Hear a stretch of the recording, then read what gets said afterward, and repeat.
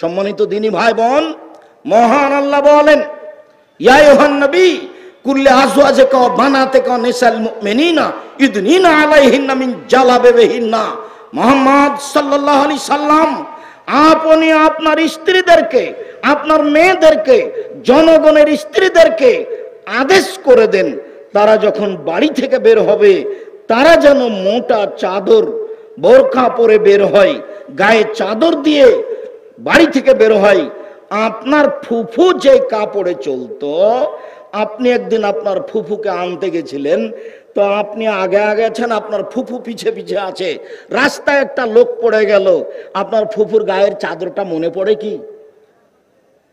আর আপনার ফুফু রাস্তার এক পাশে দাঁড়িয়ে গেল, লোকটা যখন পার হয়ে গেল তখন আপনার ফুফু আবার আসতে লাগলো, এরকম দৃশ্য আপনার মনে পড়ে? ওই পোশাকের কথা আল্লাহ বলছেন, এই পোশাকের কথায় আল্লাহ বলছেন। আল্লাহর নবী যখন বললেন সব মহিলাকে ঈদের মাঠে যেতে হবে, ভালো মহিলাতে ঈদের মাঠে যাবেই, ঋতুবতীকে ঈদের মাঠে যেতে হবে, মহিলাদের 5 ওয়াক্ত সালাত বাড়িতে ভালো, জুমার সালাত মসজিদে ভালো, ঈদের মাঠে যেতে বাধ্য, মহিলাদেরকে ঈদের মাঠে যেতেই হবে, এই আদেশ যখন করলেন ঋতুবতীদেরকেও যেতে হবে, যার হায়েজ হয়েছে তাকেও যেতে হবে, তখন মহিলারা বলে উঠল, আল্লাহর নবী আমাদের মধ্যে এতগুলো মহিলা, এমনও মহিলা আছে যার গায়ের চাদর নেই, সে কেমনে যাবে? মানে বাইরে বের হতে হলে গায়ে চাদর লাগবে।